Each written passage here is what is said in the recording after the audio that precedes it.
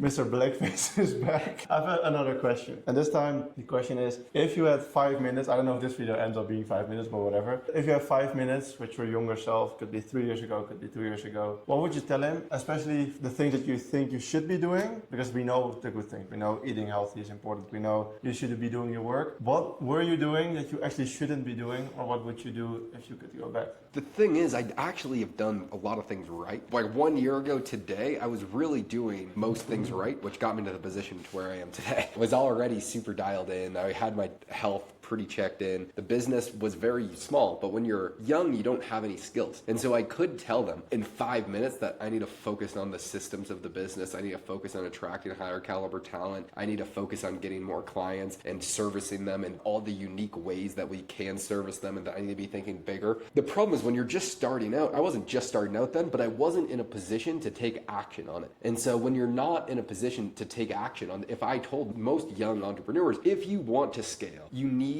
to have a better operating system, understand your point of constraint and just tackle that. It's always going to have to continuously happen over and over and over again. And so my point of constraint always changes because you go in, you fix that, but that leads holes somewhere else. You're always just stacking stuff on, which just gives you a better overall foundation for a business. A year ago, I didn't run a good business. I still wouldn't say I run a great business. All I did was have a high paying job while I was trying to learn how to run a business. So my advice would be so different. I would really just say keep doing what you're doing, be hyper curious and understand what you should and shouldn't do. Because as Jan, you were just saying, we all know what we should and shouldn't do. I know objectively that I should be eating healthy, that I should not be going to McDonald's at nighttime, that I shouldn't be jerking off, I shouldn't be spending my nights on Netflix or scrolling on Instagram. I should replace that with listening to podcasts, going to the gym, walking, trying to have intellectual conversations with people. I shouldn't be drinking every single weekend. If you don't do those things and replace them with good things, it's really just a matter of time as long as you are continuously trying to progress. What would you tell yourself? I was super obsessed with doing the healthy stuff. I was doing the cold showers and I was doing the meditation, I was doing the journaling, I was doing all the artistic stuff, not really the work. Quite unproductive. And I thought I was productive because I was watching all these videos. I was super curious, I was trying to learn, but I didn't do enough of the work. So it's always different for everyone. I was hyper curious, so definitely keep watching videos, but don't use it as an excuse. And I used it as an excuse to not do the hard work. And I think to come back on Josh's point, making mistakes, that is the main thing. If it's uncomfortable, good, do more.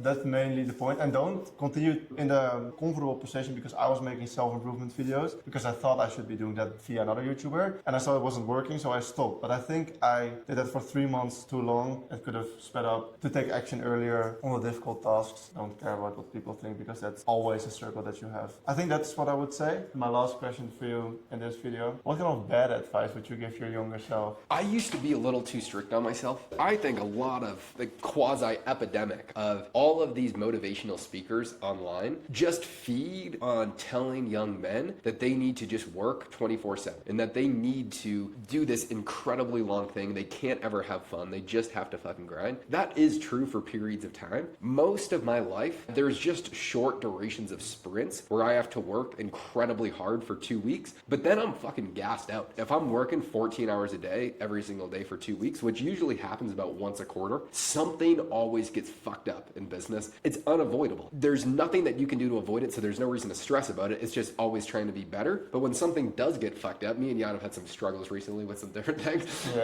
With some different teams that we've had to replace. We've used multitude of different teams because we just had too many points of failures. And then at the same time, taking on a multitude of clients where we're signing personal guarantees for maximum amount of KPIs that we have to hit. That is stressful. Obviously, a multitude of different things that go on. So you can't really stop bad stuff from happening. You shouldn't be too hard on yourself for always eating 100% perfect or always working 100% of the time. A lot of what we do is actually creative work. For that, you need to be creative. I can't force it. If I'm working 12 hours and then I want to do some creative work from hour 12 to 14, I'm not going to do that.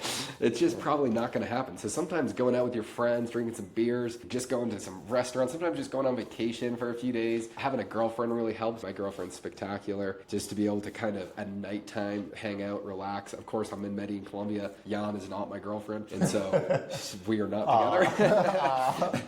Is that kind of similar to what you were saying? For me, it would be alcohol, to be honest. I was super strict on not drinking, and I was that guy that didn't drink because I turned from drunk 18-year-old till the self-improvement guy, and I had to have that phase in my life. But after that, I just removed all fun from my life, and I became lonely, just not pleasant to be around. Like, I was just boring. Yeah. In Bali, I was doing some degenerate stuff, but I became so much more productive because of it. The balance is weird. Yeah, right now we have PJ and Moses, are the two other guys that live in here. They're going to do some degenerate stuff right now, and they're going to come back feeling super, super refreshed. Let's say that, yeah. And tomorrow they'll be absolutely jamming shit in. That stuff you just have to do. There's no avoiding it. And why do you want to make money in the first place? Why do you want to have a business? Why do you want to be dialed? You just want to enjoy life. Don't forget that you really just want to enjoy life at the end of the day. And if you enjoy life, making $20,000 per year, living in Medellin, Colombia, doing the things that you want to, you could actually live a comfortable life here, $20,000 per year. You're not going to be balling out, but you could just be fulfilled. And so if that's what you want, it doesn't fucking matter what someone on the internet says. Just really not listening to other people's advice. Even though I take their advice and a lot of times I will apply action, it doesn't matter what someone else says because I don't want to live like anyone else. There's no one that I know that I want to live their exact same life. And so why would I care about their opinion? Of course, if there's a lot of large businesses that I know, if they give me business advice, I'm going to take it to consideration. I'm going to try to imply it. But I'm not going to just live somebody else's life, their perception of what a better life for me would look like. Great answer. All advice is good advice, but listening to all advice is impossible. Eliminating most things, and then just keeping what you think is important. Find what worked for you. You see all these people that say, the carnivore diet's the best, eating only steak is the best, being vegan is the best. That's okay if it's the best for them. It doesn't necessarily work for me.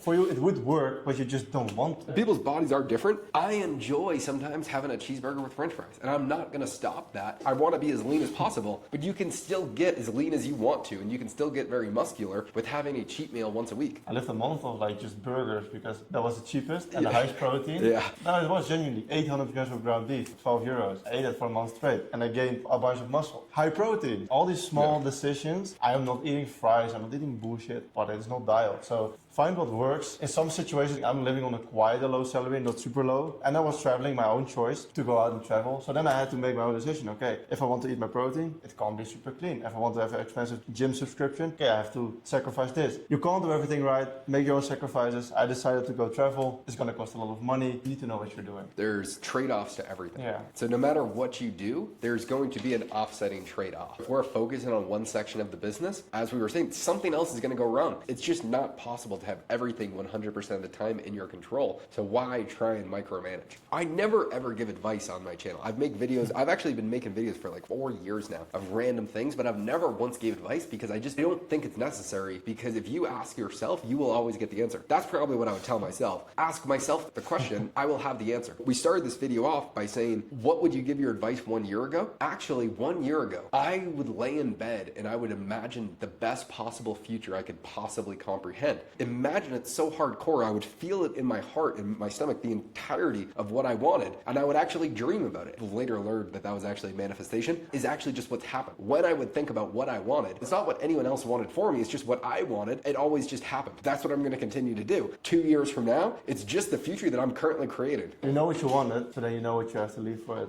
Yeah.